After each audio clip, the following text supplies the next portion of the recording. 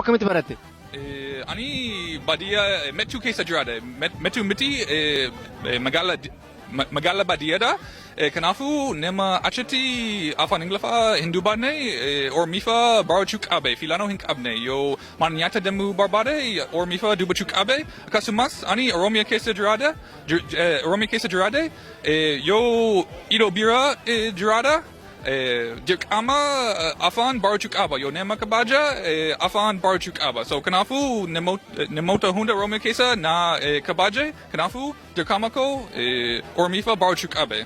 Tole godina Iluu Baaborii Oromiyaa Iluu Baaboor magaalaa Mattoo akka jirtu kana himte baadiyyaa keessa achitti maal dalagda? Kuba sabana taphadhe yeroo hunda namoota wajjin taa'e. Dalagaa hoo qabda achi dalagaa akkamii dalagda? Dalagaa akkamii dalagda? Hojii akkamii? Ani barsiisa ture. Barsiisaa barsiiftaa?